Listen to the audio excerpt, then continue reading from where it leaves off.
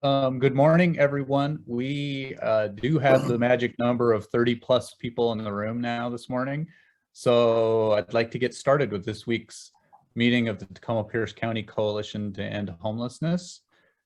Rosemary, would you like to kick things off? Good morning, everybody. I'm always smiling when Robert talks about the magic of 30. So I'm glad we're all here.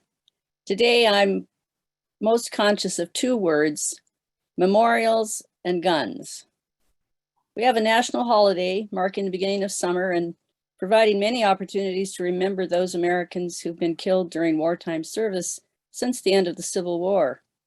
We meet on the traditional lands of the Puyallup tribe of Indians, who have stewarded the land for eons, and remember those who've been killed since the first days of contact with Europeans and the historical trauma still experienced by tribal members today. And we face a continuing reminder that over 100 persons die daily from gun violence in the United States. With the experience of the past days of Buffalo, New York, and Uvalde, Texas weighing like an iron block on the hearts of anyone who has one. Ironically, as if we needed reminding, June is Gun Violence Awareness Month. And June 3rd is Gun Violence Awareness Day, also called Wear Orange Day. Here's a brief origin story. On January 21st, 2013, 15-year-old Hadiya Pendleton marched in President Obama's second inaugural parade. 1 week later, she was shot and killed on a playground in Chicago in a mistaken gang action. Soon after this tragedy, her childhood friends decided to commemorate her life by wearing orange, the color hunters wear in the woods to protect themselves and others. Wear Orange began on June 2nd, 2015, which would have been Hadiya's 18th birthday. And since then, this has been celebrated each year. This year, it's usually the first Friday in June, and it will be next week on June 3rd. And orange is a fitting symbol, and the passion of youth does inspire. There will be ceremonies to honor victims of gun violence and continuing efforts to work for sensible gun laws, and yet the unsettling and pervasive feeling of hopelessness still paralyzes. This is not so different from how facing the violence of homelessness can paralyze. Today, we're going to be talking together about how to deal with the traumatic effects of sweeps and think together again about how to deepen a commitment to ending homelessness. Like gun violence, homelessness seems to require the kind of commitment we've not been able to mobilize as a political community. Still, here we are. I agree with the old Marxist Antonio Gramsci when he said, in describing his approach to wicked political problems, "Pessimism of the intellect," he said, "but optimism of the will." That's a good way to remember the kind of people we are and the power we have together when we act on that optimism. So welcome to an exercise in optimism on this going to be sunny day. And usually at this time, I think most everybody here has been here before, but just to remind you that when we're speaking, to keep ourselves muted unless we're speaking, to stop the video if we're doing other things, and to use the raise hand function as a way to get recognized so Rob can tell when someone's wanting to speak and keep some order to us. Also, we have norms of community speaking, which take up some space, but don't take up too much space, because there are a lot of us here and we all have something we could say. And with that, if there is anybody here today for the first time, or if you haven't been around for a while and want to say hello, just unmute yourself and let us know you're here.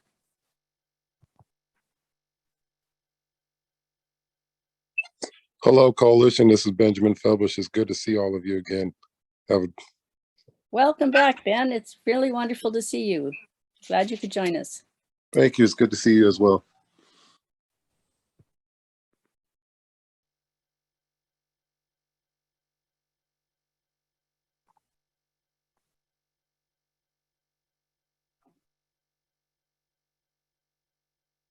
Okay, well, if you are new today or haven't been around a while and want to let us know something about yourself, we do use the chat as a place to have conversation during the meeting, so it's not at all disrespectful to carry on with people there making networking connections that we would all want to do here. So Rob, I give it back to you.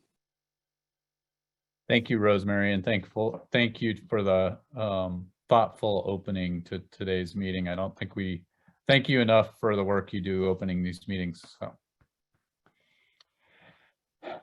All right, so let's move to our first standing item that we talk about every week, and that is to get an update on what's happening on the streets this week.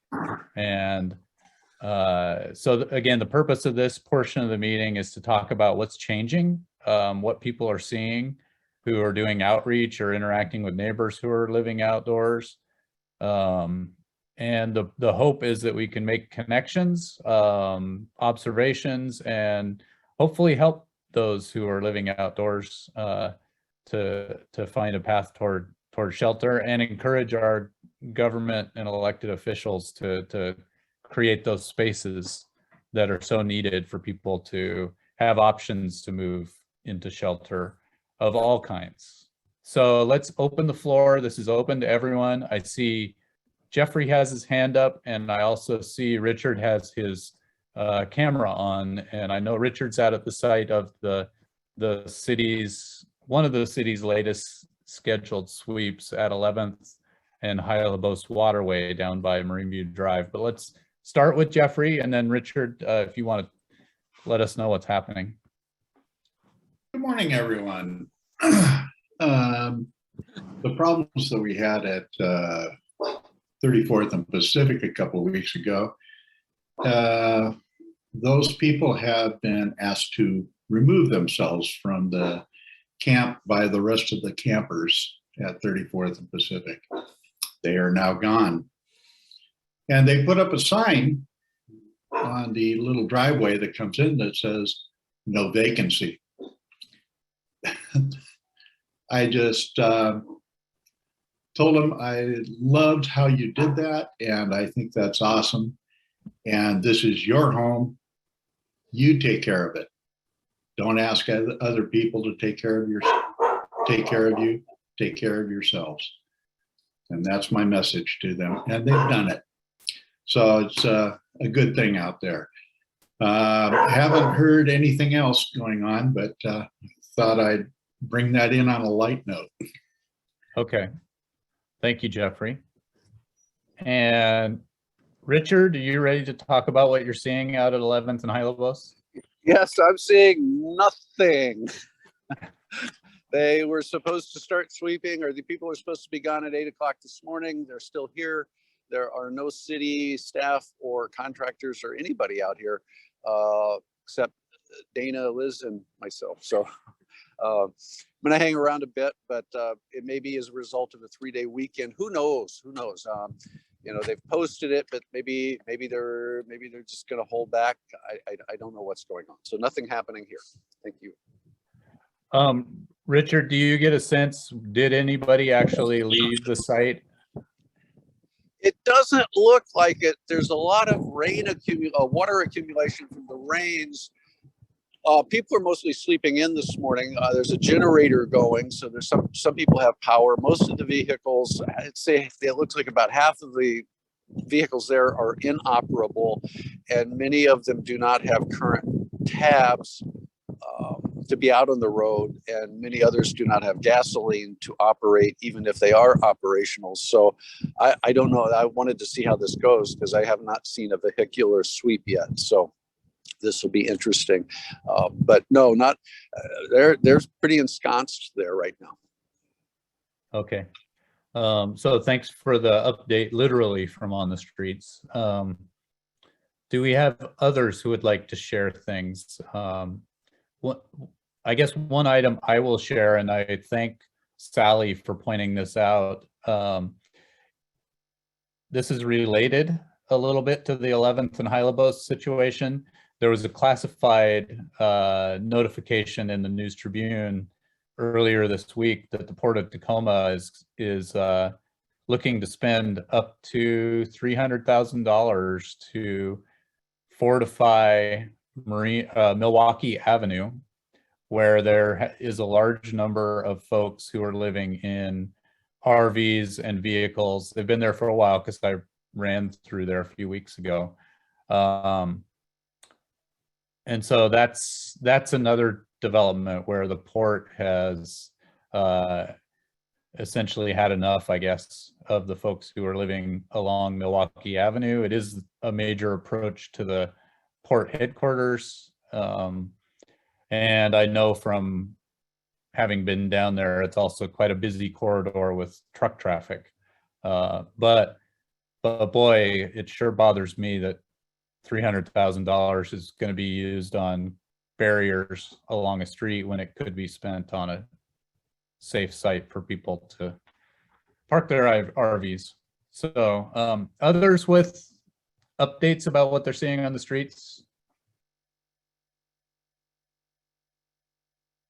And feel free to raise your hand, come off mute. Teresa?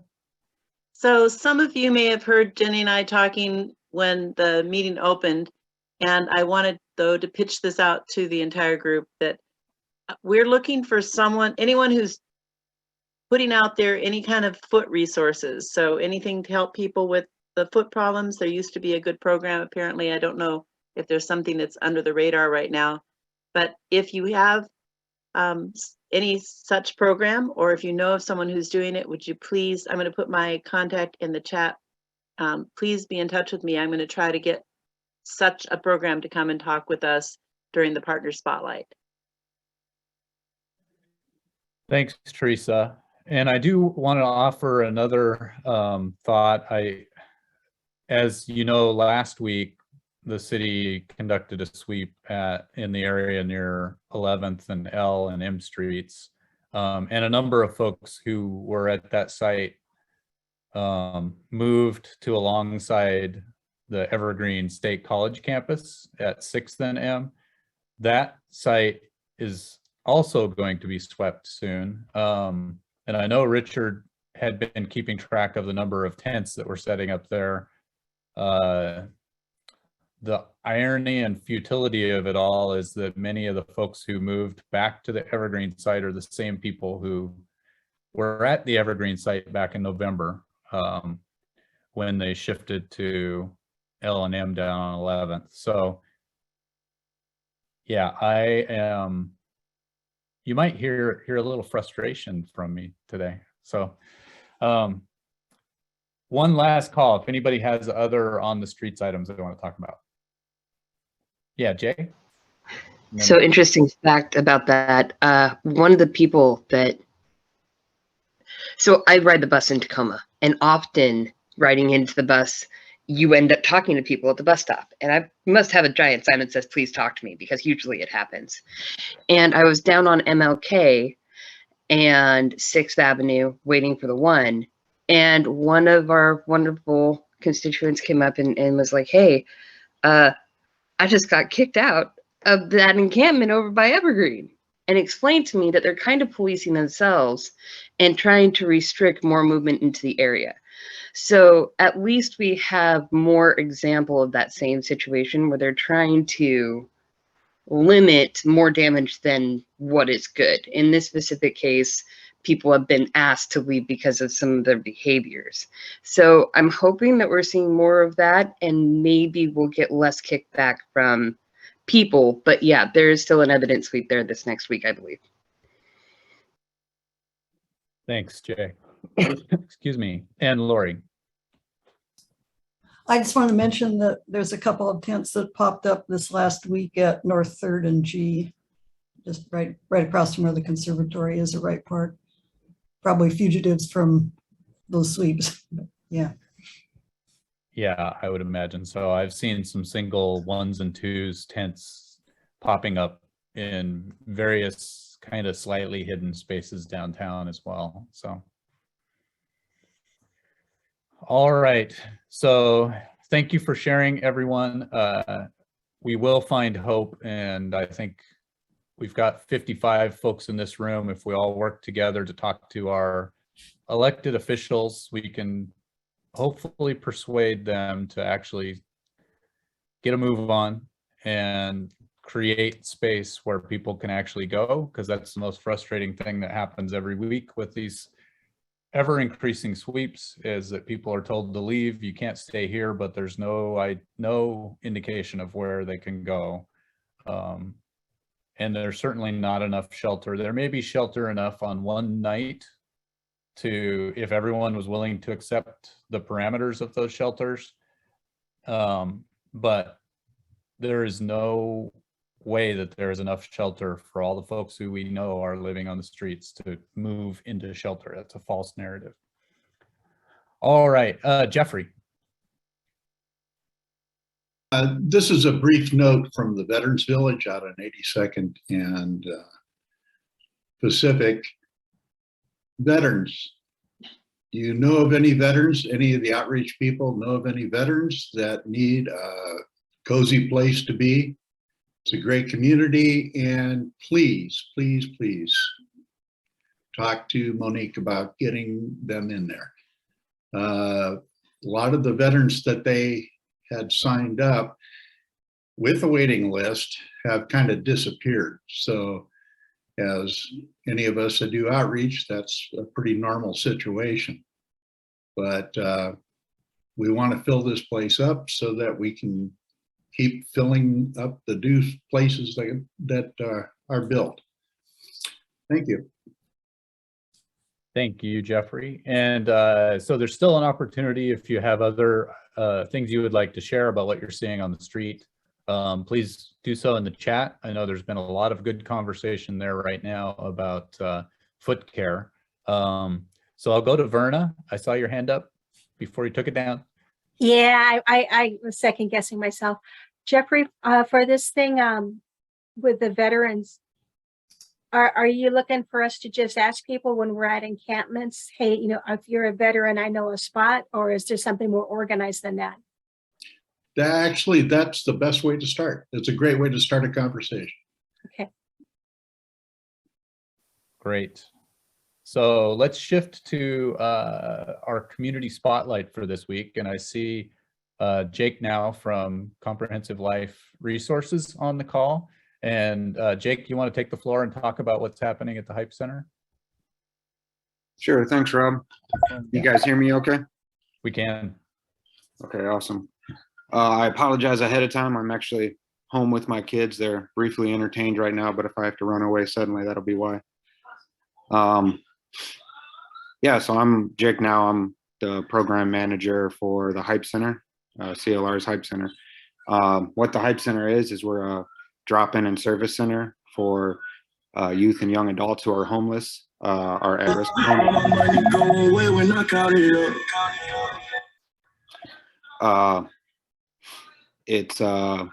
We're open 7 days a week. Monday through Friday, we're open from 7 a.m. to 9 p.m. And on the weekends, we're open from 1 to 9. Our goal is to be a service center Monday through Friday. So we ask folks to come in, you know, to be comfortable, to have a place to actually be. We serve a meal, we have showers, laundry, offer any hygiene services and clothes, and then we ask them what their goals are. And we have housing and employment FCS case managers, we have a WISE team, we have therapists and nurse on site, and we do everything we can to meet people where they are and try to get them where they want to be. On the weekends, we just operate as a drop-in center. We just you know, offer a meal and offer a place for folks to be, and a friendly staff is going to greet people by name and care for them. So yeah, and just the briefest of briefs, that's who we are. And also hearing all that talk about foot care, I'll give a plug for Nurse Heidi. Nurse Heidi does a foot care group every week, which is widely attended because homeless young folks' feet get beat up. So if you're in the age group of 13 to 24 and are looking for a foot care group, it's happening every Thursday at 9 a.m. Yeah. That's great. Great information. So that's the age group you serve, right? Is 13 to 24? Yep, 13 to 24. And our main point of, so we're at 815 South Pearl. That's right across the street from the Morgan Family Y. Every morning starts off with us going around the community and picking folks up. if folks are in an encampment and in our age range, we'll go pick them up. We pick up people from the rescue mission. The vast majority of folks we pick up is from the Beacon. The Beacon lets out at 8 a.m. and we take anyone who wants to go in our van and bring them on. And then that's how our days finish too, is dropping everybody off wherever they want to go. How you've gotten a hold of us in the past is through me or through our phone. Our phone number is 253-396-5073. I am actually moving on, so I'm no longer going to be the program manager. But I'm really happy and proud to say that Ben Feldbush has taken over. So I'll let him talk a little bit. All right, thank you, Jake. I wasn't prepared. I was scared. I came to listen to you, but yeah, I am the new program manager. I'm excited to work with everyone to support our houseless folks in the community, regardless of age. Just everything that we do and every group that we support helps everyone. So to get that voice out there and just to get out there and just let everyone know that, you know, it takes a community to support these folks and to really help them. And I'm looking forward to be a part of that community again and to get out there. So thank you. If you have any questions or comments, I can take that as well right now. Great. This is great. Great news to hear you're in that new role, Ben. And I see Teresa has her hand up. Well, Jake, you have been a wonderful community partner and done so much. I was feeling really blue and still am feeling blue about the fact that you're leaving. The only thing you could do to make it any better would be to have Ben take your place. So I'm delighted that that choice was made and looking forward to working with Ben. And wherever you go next, hopefully we will still have some contact. I don't know what that is, but it would be good to see you. I have a question about your weekend program. Do you have, do you have artistic supplies? Do you have creative ways that people can spend their time while they're there? Yes, we do. And we're always open to more artistic supplies and creative ways for the young folks to express themselves. So anything that anyone could help us with to keep them going and just to keep their activities moving while we're working to get them housed and to get them employed and get them into education and get them services that they need. We're always welcome to So get that. if somebody in this group does card making kits, how many would you need for or how many could you use, I guess? That's a good question. Jake, can you answer that one? X amount, I guess. Yeah, I mean, we'd be happy to. Like if I brought 20 kits, that would be enough? Or would you rather have 40 kits? Yeah, I think we could really easily go through 20 kits and in a few groups. Okay, That'd sounds be good. awesome. Will do. And I do want to say that Jake and the team at Hype did a phenomenal job. I am blessed and lucky to step into a space with the culture that they have already created, the work that they're doing. I'm just another support system, bringing a transformative approach right behind Jake, who's done such a wonderful job with all the young folks and just with his team, that family that they created over there, and the trust that they built with our young folks is what's most that caught my attention. It's just that family and that camaraderie and that community that they created over there, which is beautiful. So I'm blessed to be able to follow after Jake and do whatever I can to hopefully step 2 feet in his foot. But, you know, Jake did a phenomenal job and his team did a phenomenal job, and I'm excited to work with all of them. Well, awesome. Sounds like this is a program that's in good hands. So that's awesome to hear. I do see a question in the chat, and I'm not sure, Jake or Ben, which one of you want to address it, but Alan Brown asked, do guests at the Hype Center need access to coordinated entry? We do coordinated entry at Hype. Awesome. All right. Anyone else with questions for Jake and Ben? All right. Not seeing any. So appreciate the update, and we wish you well in whatever you're moving on to, Jake. And we look forward to hearing more from you, Ben. Thank you. Jake ain't going too far from me. He knows I'm gonna keep him close by. Yeah, thank you. I appreciate it. And I will have some more free time, so I hope to be a more active member of this group. I'm going to be trying to become a middle school teacher, so my education isn't where it needs to be. So it's going to take me a little bit to get there. What a brave Fantastic. soul. Yeah. Appreciate y'all. All right. So the next item on our agenda, I wanted to see, I wanted to carve out some time for Kathy Pick to talk about an issue related to evictions up in the McKinley area, but I don't see Kathy on the call right now unless she's using a different screen name. Yeah, so we'll see if Kathy shows up later and we can catch her for that part of the meeting. So let's shift over to, I know Lori Davenport had created a new infographic that she shared with the members of the mailing list yesterday, and we thought we would carve out a little bit of time for her to talk about this new tool. And so Lori, I hand it over to you. Great. Thank you, Rob. Good morning, everybody. Yeah, we have, first of all, we have 3 new infographics. I think probably most people have seen them, but I wanted to, in showing it to you in a second, I wanted to call attention to the little website that we created with our, I don't know what we call ourselves, SS4A Media Group, or we're quite small. It's been me and Teresa and Dana Peterson have been the regular members. Rob steps in every once in a while. We got Dana last time.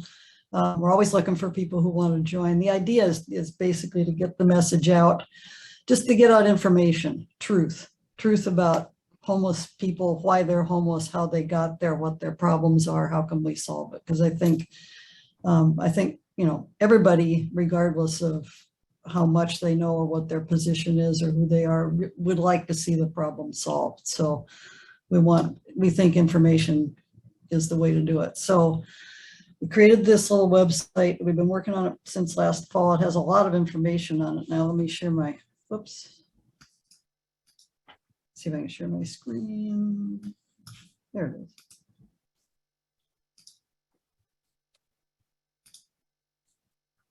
Okay, so let me get that smaller so you can see it. Okay, so this is the name of the website. It has different graphics that show up, but the idea is we've got a link to all of our posts that we've done. It's basically just blog posts. We've got a link to the comp plan so we can see what's on the county's website and what's happening with that. And we've got a link to safe parking. But here is our latest infographic on the morbidity and mortality of being homeless. Okay, yeah, that's the whole thing. So that's available for you to use in any way you want to. And I was so happy the other day. I was at the Summit Library doing an outreach event and saw this posted, which was very cool. So, because I think we're pretty proud of this one, trying to just put together, you know, why people end up unhoused. There are a lot of reasons for it, a lot of different kinds of people. It could happen to any of us. And then we have our fun sweeps infographic and a whole bunch of other things. If you click on more posts, it goes way back. And there's, I can't believe what all the effort Teresa's gone to put all these things together, but there are so many links here and so many facts and so much that just want everybody to know about it and take advantage of it, encourage other people to look at it. So that's it. Thank you, Lori. That's a lot of work and awesome work. Isn't Lori amazing? Compelling. Yeah, super. Man, yeah. I So think I our know group that is at one amazing. point, I know that at one point, we've had a few folks posting these graphics around sites as they're being named as sites for a sweep, so that there's an informational effort. I think maybe that's an opportunity. I'll join your next meeting so we can talk about maybe how we can start getting these out and getting more exposure and creating more of a groundswell of understanding and support for the issue, because I do think there's a real opportunity there. Great. Thanks. Thank you for the opportunity to show it. Thank you. So let's see, the next item on our agenda, let's see if I have Kathy here. All right, so let's shift over to queue up our breakout conversation for today. And Rob, the we first had step a- in doing that is Rob, to we take a had look something at, from Paula. what's that? Something from Paula. I wasn't sure if you saw her. She was wanting to speak. Oh, okay, I didn't see it. Paula? Yeah, I just wanted to say really quickly, when Lori mentioned that that one was up at the library, I have to tell you, Pierce County Library System has been connecting with New Hope as far as our mobile unit and safe parking. I'm wondering if we need to somehow be intentional about getting a regular representative here at the coalition, because what they are doing with our safe parking and our mobile unit is literally bringing out computers for the guests to use. They're bringing out resources. They're bringing free materials, magazines and books and things of that nature. So that just started. It's fantastic for our guests. So I can try and make that contact and have somebody attend this meeting. I just think we have a wonderful way to advertise anything that we need to advertise to our homeless guests through this system. So. Yeah, that's fantastic news. And of course, we have had folks from Pierce County Library System present recently. So it's great to hear that there's a concerted effort to connect with those who are currently homeless. All right, so thank you for that update, Paula, and let's shift now over to take a look back at our conversation from last week. And Timothy provided provided both Garrett and I with a summary document of what we all spoke about last week regarding how we talk about the issue in the community about the issues of substance use and mental health challenges when it relates to our current homelessness crisis. So I can share the document, Timothy, if you want to run through it.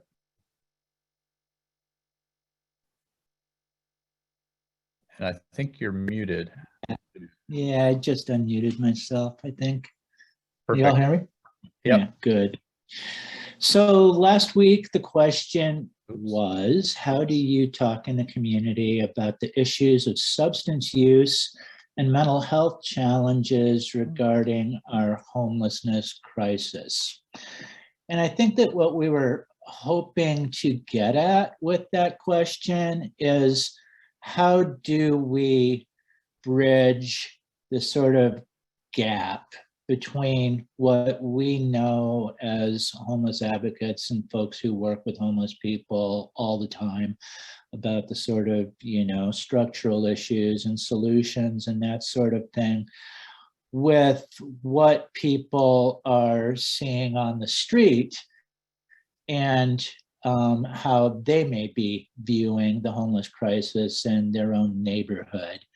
I know that, for example, last weekend, Richard and I went out to the Evergreen site and we were talking to people in that neighborhood. And, as we were talking, it's, 11:30 on a Sunday morning. And there's 5 guys out there sitting in lawn chairs drinking out of gallon bottles of whiskey. And there were neighbors that we were talking to.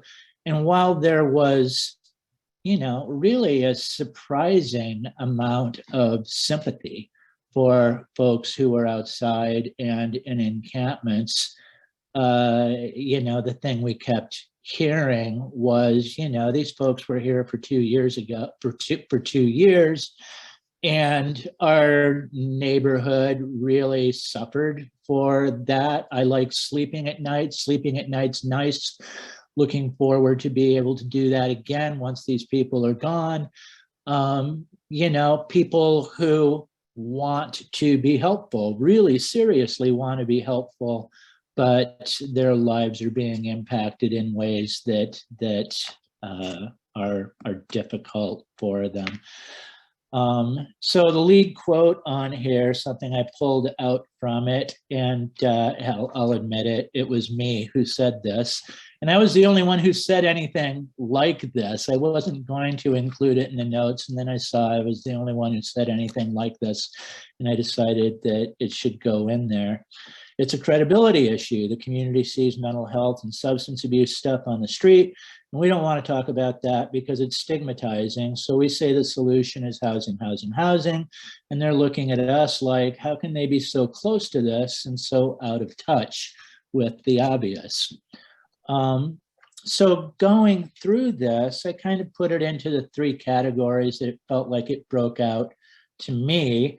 One was the perspective from folks who work closely with homeless people on the street. And they really kind of focused in on their direct experience, which is, how do you work with the homeless people themselves? They were less interested in the public communication issue.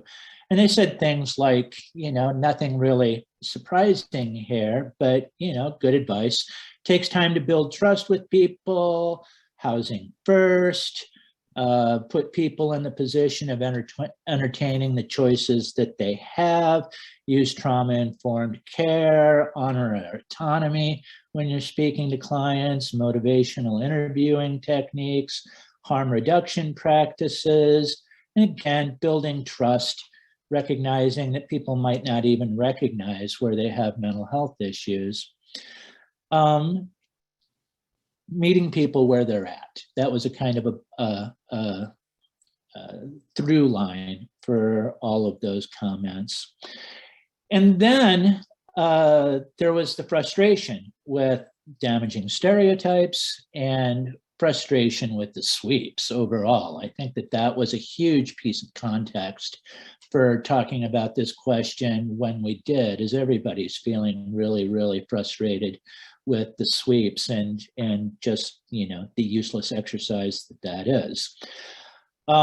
So, people talked about loss of ID, the setback that sweeps represent for people, that it creates harm, sweeps create more trauma, increasing likelihood of drug use, the relationship between healthcare and homelessness.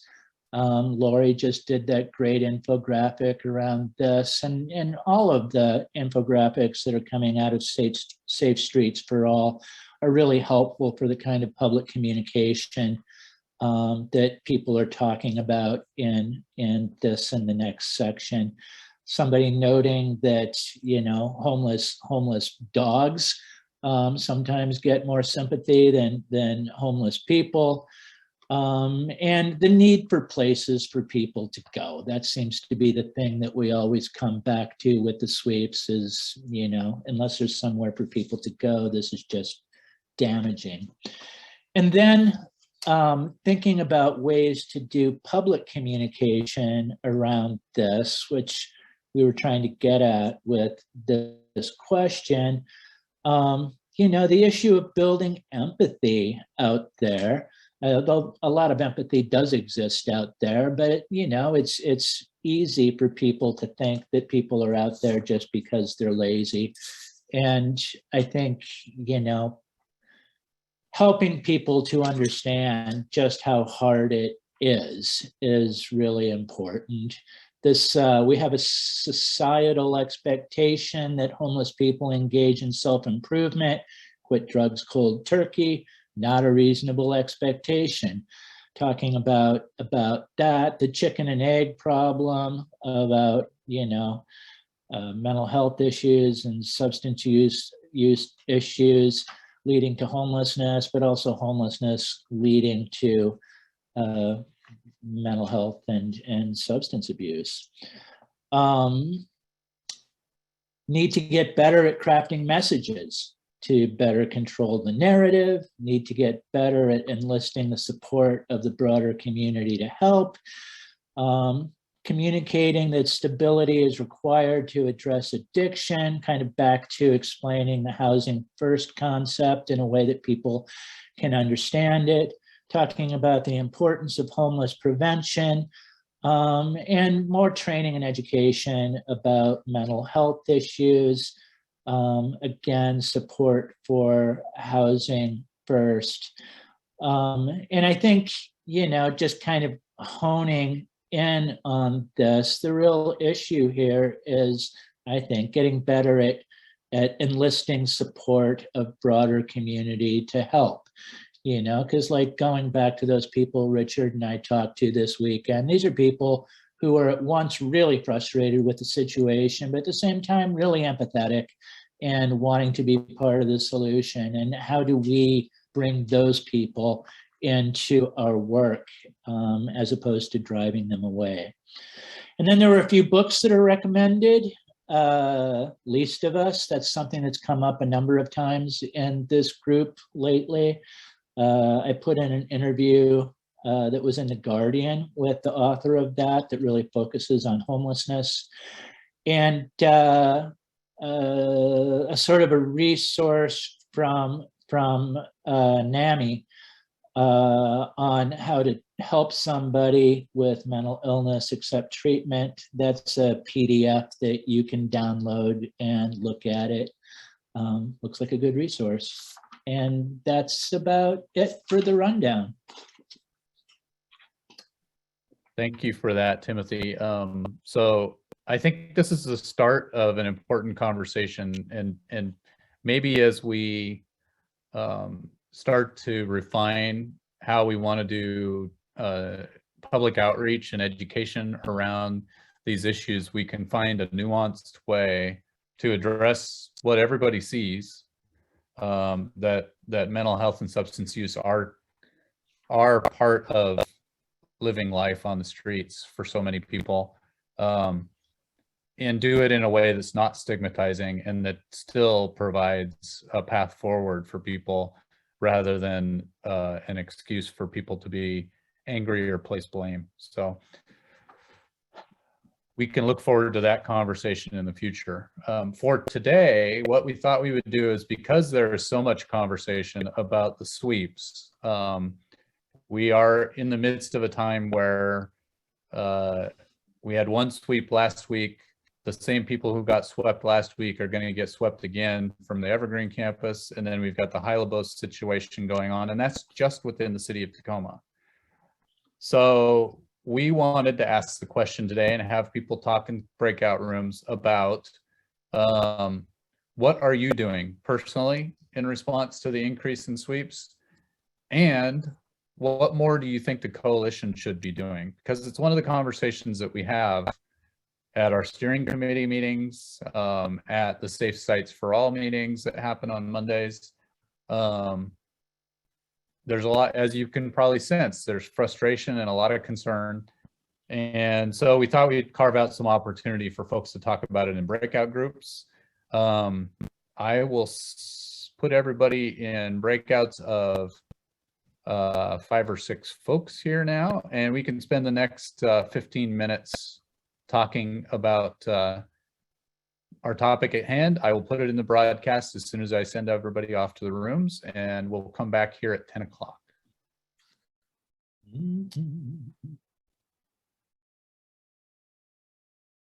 Welcome back, everyone. I hope that that was a good opportunity for conversation. Hopefully it was long enough to have a decent conversation on the topic and everybody got a chance to know each other. And so I'm going to mute you for some reason. Jay, your mic is still on. Sorry. So now, no problem. So let's shift over to our regular government updates, and I'm going to do some reading here for the city of Tacoma because it's a flex day, I think, for Caleb, so he could not join us for today's meeting. But I thought I would share what he emailed to me for the coalition meeting today. A couple of items. Well, there's actually 6 bullet points.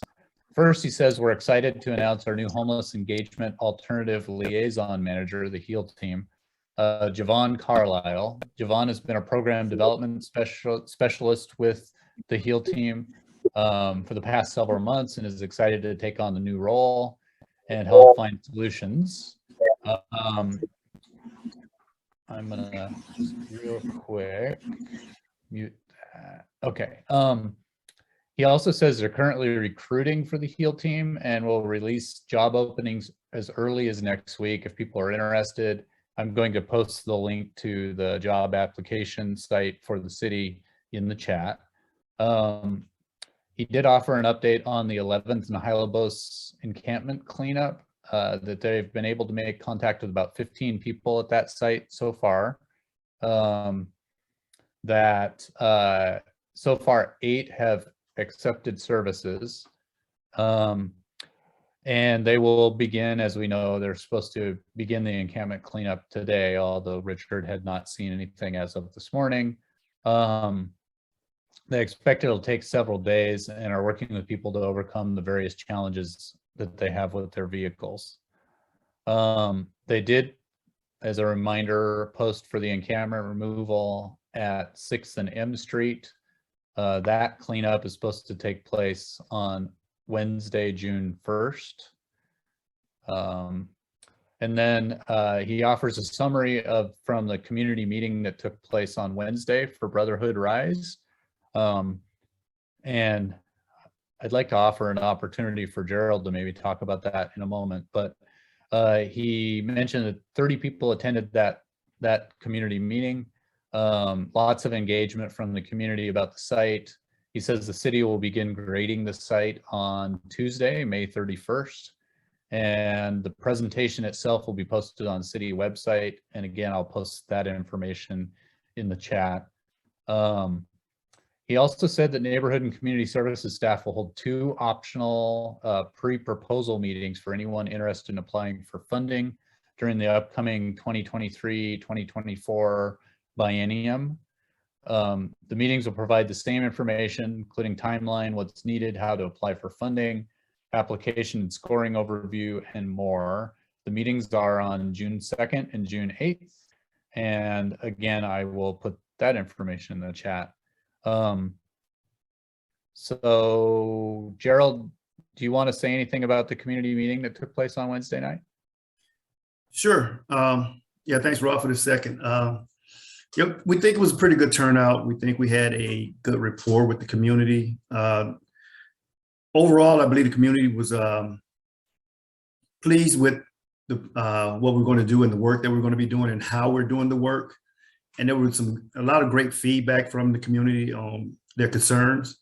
I think we were able to ease their concerns because most of the concerns were the same concerns we have, right? Safety and security, particularly with us in the location we're in, being right here by a park and a school.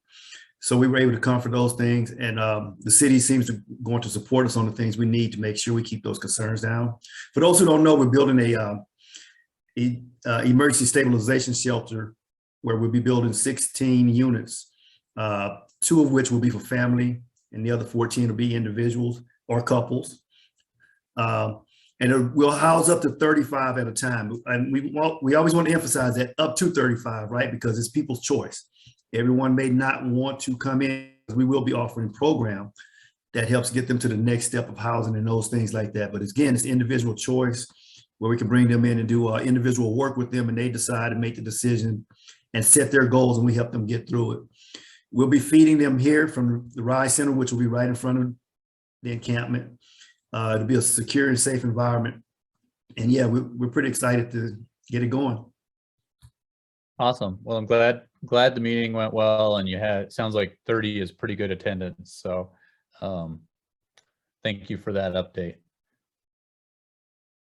let's shift over to Jeff Rogers. I saw you were in the meeting earlier. Do you have any updates from Pierce County Human Services? Oh, and I don't see Jeff on the call now. All right. So let's shift over. Do we see? Sorry, I'm bumbling around here. I also don't see Valerie on the call. I don't know if Lori, if you wanted to share anything related to the rental assistance program. I do know that there is still rental assistance available. People can continue to sign up and get assistance. It will end sometime this summer. I think the county is going to try to give 60 days notice so that people know when it's going to end and when the new program will start up. We talked a little bit about the new program last time, I think, and I don't know any new information about it yet, but they're working on it. And otherwise, we have a new schedule. Speaking of the awesome Pierce County libraries, we have a new schedule for June and July. We'll continue to be out there. Schedule is, I'm not sure if it's up to date yet on the Pierce County website, but on our Housing Justice Project site, all the dates are out there, including the dates when we're out by ourselves too. So it's been great to work with the providers. It's been very busy every time we go out. So we're still working on it. We're doing great. Fantastic. And thanks for being here and being able to step in. I know that that's just a tiny piece of your work, but I'm glad you're able to be here when Valerie can't. So let's shift over to updates from the Tacoma Pierce County Health Department. Jenny, you have any updates for us? Good morning. Good morning, everybody. I'm also one of those people home with a kiddo today. So fingers crossed. Screens are babysitting right now. So do what you have to do. I just want to say too, I mean, there's been a lot of crazy, horrific things happening around the country. Rosemary sort of spoke to this. And just want to say that I know a lot of parents, especially of young kids, are struggling this week. So my heart is with you if you are having a hard time sending your babies to school. Just want to say that. So health department. So we are seeing increased cases and increased hospitalizations. I think you all probably are aware of that. The CDC recently moved us into the medium community level. We still don't have, a return to a mask mandate or anything like that. But I would just encourage folks to make decisions about layering up protection. If you are in a position where you're working with folks in crowded spaces, do what you can to encourage safe practices. Again, there's no mandate. And I know that some folks, I've talked to shelter managers who, have to weigh the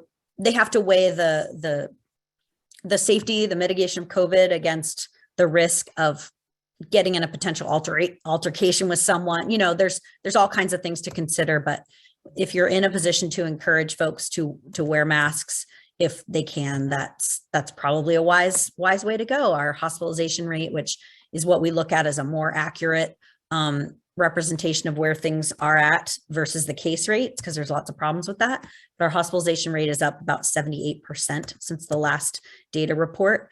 We're still not anywhere near that Omicron peak that we experienced, but we're creeping, up towards where we were with the Delta cases in last summer. So I'm hearing from folks, it sounds like symptoms of COVID this time there's a lower percentage of cases that have loss of taste and smell, which I thought was really interesting. And so what that means to me is that, and I'm sure you all experience this too, but anecdotally, like I'm hearing my family's been sick with colds. I've heard other people being sick with colds. And so what it means is that it may be harder to tell whether you have COVID or you have a cold or, what is it? So please, testing is still really, really important. I'll share some resources in the chat of where you can find testing. We work with the shelters to get test kits and things like that out there. What else? Yeah, I'll share the testing information. We're seeing influenza, we're seeing flu. So please getting vaccinated for flu if you haven't had your flu shot.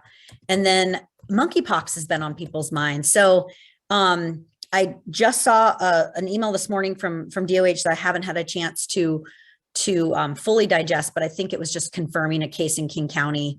So there, I think as of yesterday, the CDC was saying there are about nine cases suspected or confirmed across the country, including one in King County that was just confirmed. So what to know about that? It is, there's still very, very few cases. Symptoms are like a rash, which can be confused with other rash, other viruses that lead to rash, like herpes, syphilis, etc. Spreads through bodily contact. There's a higher risk among men who have sex with men, but anyone can be affected and infected. So I will drop numbers to call if you are, hear of anything or suspect any problems with folks that you are working with.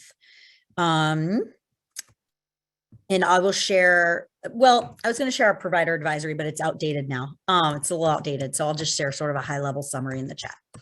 And then finally, just wanted to say that we are working really hard internally.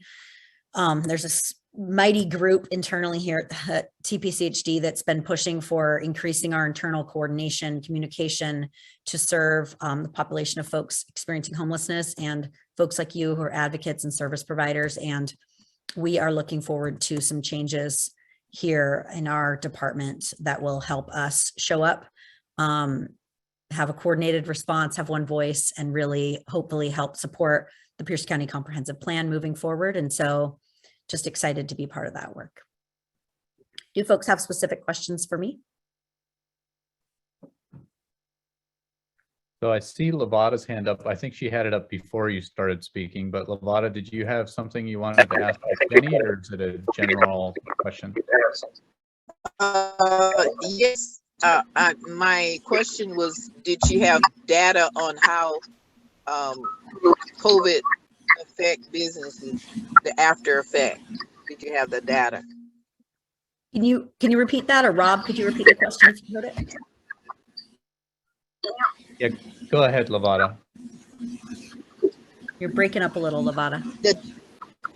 It's because Pamela's mic is on. Oh, okay. Let me turn your mic off briefly, Pamela. Oh, now can you hear me? Okay. That's a little better. Yeah. Can you repeat the question about what kind of data you are looking for, asking about? How the after effects of COVID after COVID, any data in reference to how it's affecting businesses with employees out sick, or employees double, a lot of employees are double working. They work two jobs and they get exposed to COVID on one job, and then they have to go into quarantine. So both businesses suffer because they don't have the employee, and then they have to close down because everybody, if the person has COVID, then everybody has to go into quarantine. Mm-hmm.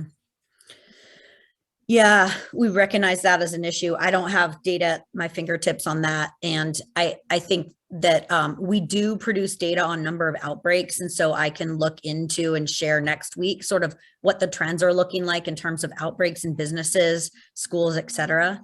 But there have been increased outbreaks. So the assumption would be that those things are having more of an impact. Again, and I always go back to this too, like vaccinations. I mean, there are breakthrough cases in folks who are vaccinated, but they're minimally impactful for most of us. And so vaccination is really the way to go, because our hospitalizations are really severely negative impacts are seen among those who are not vaccinated or who are under vaccinated. So getting your full vaccination series, getting boosted, encouraging others to do so. So, Important. so my question, another question, when Mhm. you become vaccinated and you're exposed by COVID or you contract COVID, you still have to go into quarantine. Am I correct? If you are vaccinated, you do not need to quarantine at this point. You are supposed to wear a mask and encouraged to test after an exposure or after. So if you're exposed to it, you're encouraged to test, but not quarantine if you're vaccinated. If you have COVID, I don't think people who are vaccinated need to quarantine or isolate at this point, but I will get that answer in the next few minutes and share it with the group. Sorry about that. Things change all the time, but if anybody else knows better than me, I know I'm supposed to be the expert on that, but I will figure that out and share it with the group in the next few minutes. Are there other questions for me? Pamela, did you have your hand up for a question for Jenny, or was that just in general?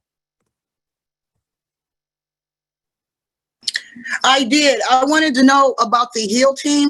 You said the next meeting was like June 2nd and June 8th, but you're going to post it though, right? Yeah, so I posted it in the chat. For the encampment cleanup? No, that was a meeting regarding funding opportunities. I have some clients that need funding opportunities. Yeah. These funding opportunities are particularly for providers that provide services for those clients. So you can see that information if you scroll back in the chat. What I wanted to know. All right. Thank you. Okay. And Patricia, I see you have your hand up. Going back, were they talking about the isolation for COVID-19? At this point, my understanding is to isolate 5 days after the show of symptoms, no matter if you're vaccinated. That's my understanding. So yeah, it's still highly contractable and to mitigate that. So thank you. Thanks, Patricia, and we'll wait. I'm sure Jenny will clear that up for us in the chat here shortly. So any other final questions? I don't see anybody from Pierce County Emergency Management on the call, and they can't always attend, but wanted to pause for a moment and see if we have anybody here who I'm not recognizing. And I'm not seeing anybody. Patricia, I see your hand up again. I just want to say that they're doing a lot of work, and they're doing a lot of work to extend in more rural areas when it becomes to emergency management and disaster. So even though they're silent here, the reason why they're silent is they're so busy doing stuff. So I just wanted to highlight that. Thank you. Yeah, thanks. All right, so let's shift to the next item on our agenda, and this one's going to be relatively quick. So typically I try to give an advocacy update regarding what folks can do to I need to get my document up, to engage with our political officials to advocate on behalf of the folks who we're so concerned about. And this next week, at least for the city of Tacoma, there's not a whole lot to engage around. The city of Tacoma has canceled their study session next Tuesday, as well as their Tuesday night regular meeting. So, so those opportunities don't exist this week, but I did want to tell folks to put something on their calendar. So on June 9th at 4:30 p.m., the Community Vitality and Safety Committee is going to hear, is at least currently scheduled to hear a briefing on the Pierce County Comprehensive Plan to End Homelessness. I think the hope in this briefing is to bring members of that committee along with more information so that the city is more aware of what's in the comprehensive plan to end homelessness and can integrate that into their thinking regarding the issue of homelessness in Tacoma as well. So that briefing will take place, like I said, on June 9th at 4:30 p.m. and that will be available online. In terms of Pierce County, I wanted to recognize that the Pierce County Council unanimously voted this week to support a safe parking ordinance. And this version of the ordinance includes a pilot that allows up to 4 civic sites to host safe parking sites. And I see Council Member Ryan Mello is on the call here. I don't know if you wanted to say a word or two about this, Ryan. Thanks, Rob. Good morning, everybody. Just pop in as often as I can to listen to the conversation and learn. I'm pleased that we approved our interim regulation for safe parking in unincorporated county. Thanks to everyone who weighed in various ways. It is very impactful to hear from advocates. It is an interim regulation, as Rob reminded us, so it has a life of 6 months. It's a way for us to get a regulation to legalize safe parking relatively immediately, and give us time to put together a permanent regulation. So over the next 6 months, planning staff will be working with the Planning Commission to put together a permanent regulation.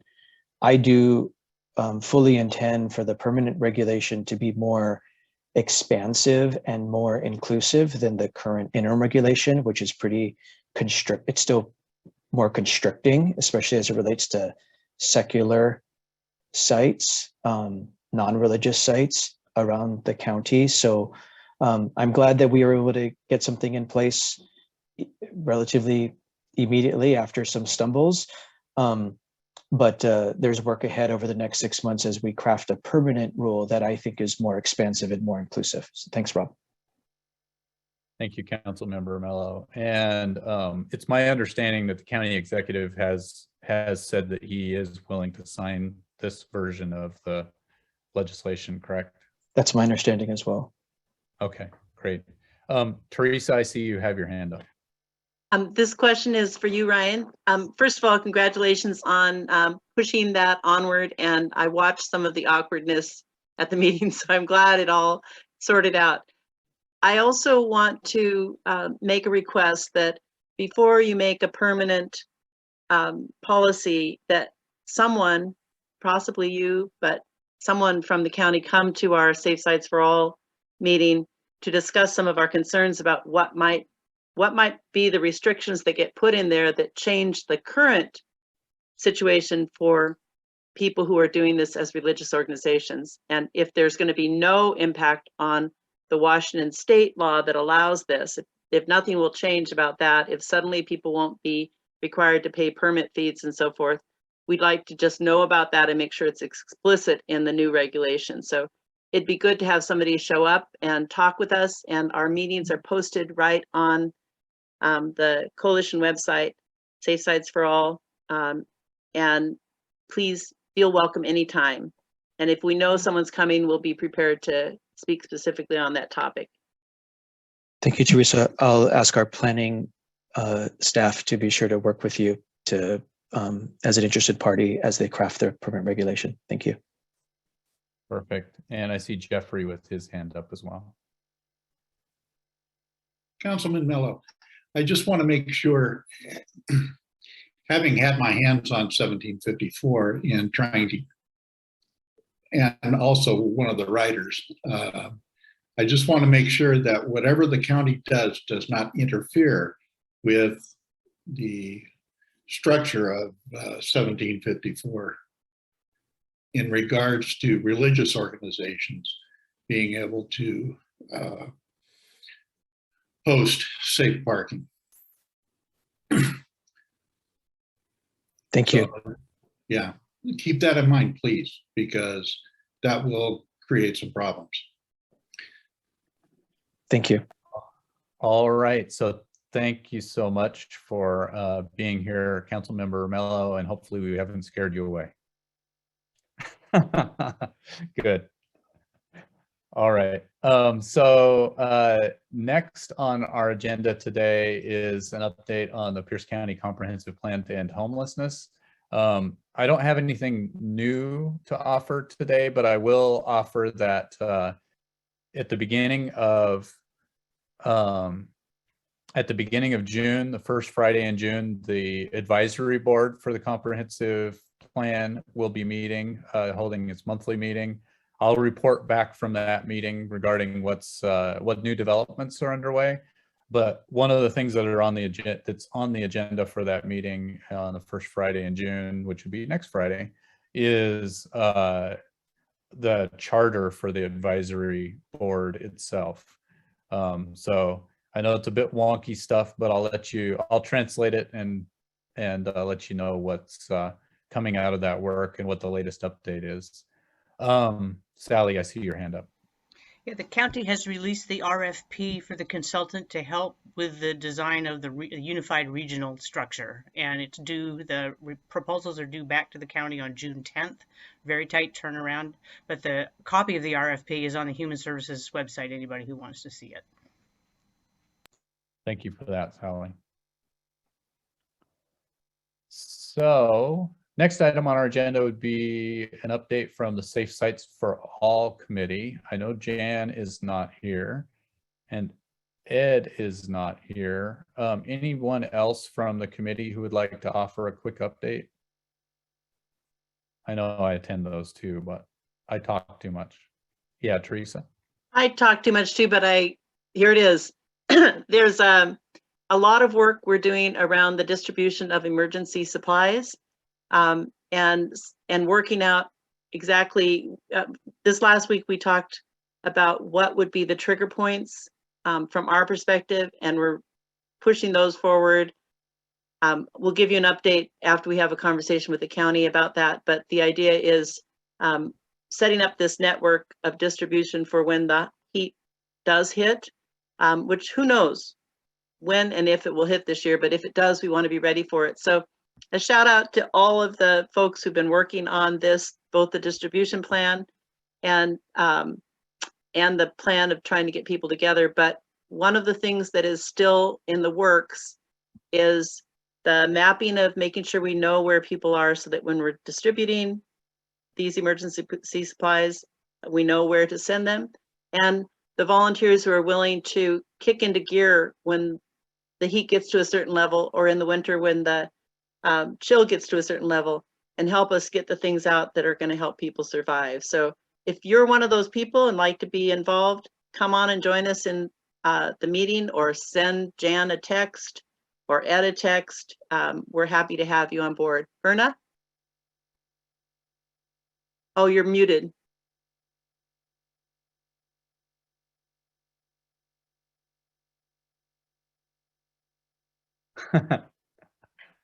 Or me. I had the chat up on the big full screen, and so I couldn't get to the button to unmute myself.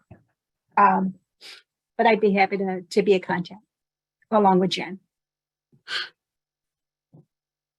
Perfect.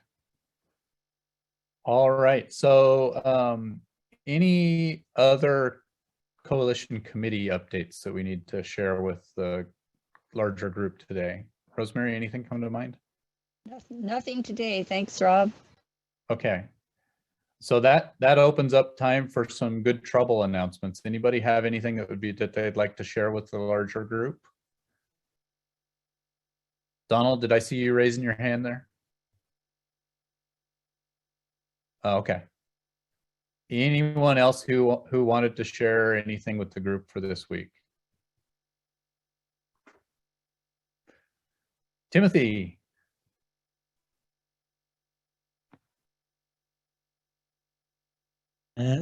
Thank you.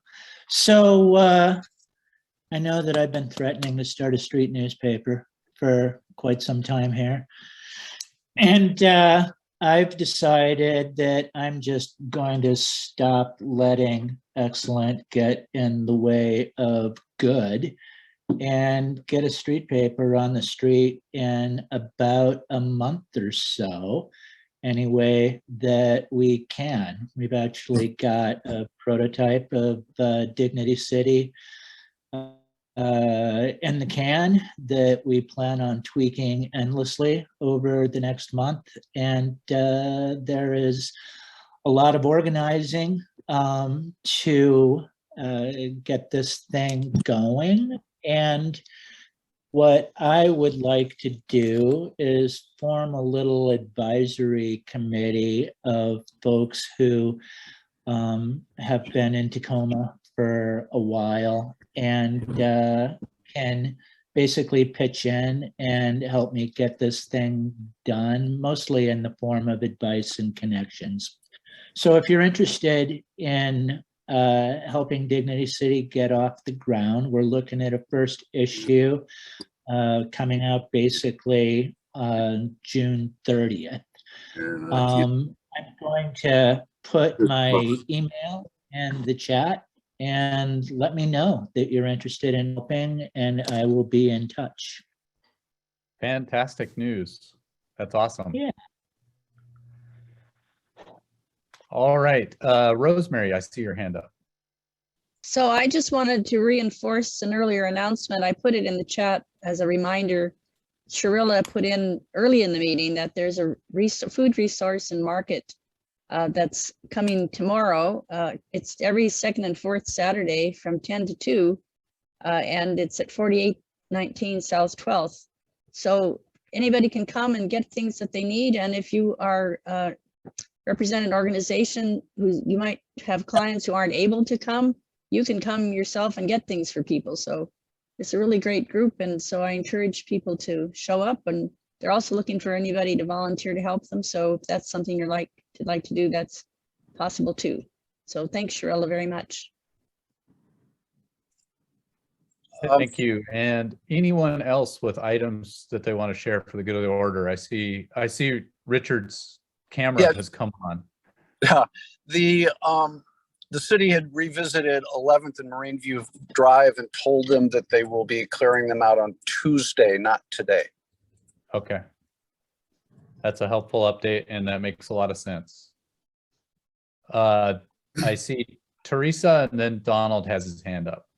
Just a quick thing. I forgot about the holiday weekend. We are not meeting, excuse me. I was inviting people to the Safe Sites for All meeting. We're not meeting this Monday. We'll be meeting the next Monday. So just an update. Thanks, Teresa. And Mr. Pitchford. On 66 in Ferdinand, the food bank. Ours is every other Saturday, and we give out food to families, boxes. And then when we close, we have also boxes of dry food and things like that. So anybody can come, families or what have you, counseling or whatever they need. And what are your hours? Again? Yeah. What are your hours? And what time? From in the morning, we start at around 8 o'clock, and we go until people stop coming. Thank you. And Stacy asked in the chat, Donald, which organization is that again? That's House of Prayer Foundation. Perfect. Thank you, and thank you for being here. Yes. Anyone else with items for the good of the order? And you can always use the chat for those as well. So I do encourage, if you want to offer feedback on today's meeting, please use the chat, and you can send that to me directly, or you can send it to the entire group. Let us know what worked and what didn't today. I know today's meeting is a little different than usual because we knew we were going to have a smaller gathering with the holiday weekend coming. So just to wrap up today's meeting, I'd like to offer an opportunity if anybody has any success stories that they would like to share. Yeah, Jeffrey? Go to the Veterans Village. Go get a good look at it. It is a wonderfully set up. The city did a pretty good job. It took 6 months, but it's a pretty good job. They have guests in there now and looking for more veterans. But it's a good, the concept is right. I mean, that's the only thing I can say is the concept is right. 25 to 30 people, keep it small, provide security, and just provide love and support for anybody who comes in. But I highly encourage everyone to go out and visit. I'm sure Monique would be glad to see us. Yeah, Donald, I see your hand up. Go ahead, Donald. This Charmaine, you know how the strokes are. I got this short memory thing. I lost it. Okay. Sorry about that. If I it think you comes were going to back to tell you, us a success story. Oh, yeah. Thank you. So both of our assistant managers, one has been there for 4 years, and has a beautiful job on the border, and so he's moving into his own apartment in Seattle, and it's closer to his job, 20 minutes to the job, and so I'm just really proud of both of my assistant managers. My other assistant manager, he got back with his wife and his son, and so they have an apartment and they're doing very well, very well. I'm just proud of them. that is a great note to end today's meeting on. So I want to say thank you to everyone for joining us today, and I wish everybody a safe Memorial Day weekend. If you have an interest in the ability to hang out, we are going to have a small group of us planning for upcoming meetings. That meeting will commence here in about 5 minutes, but to everyone else, wish you a safe holiday weekend, and we'll see you all next week.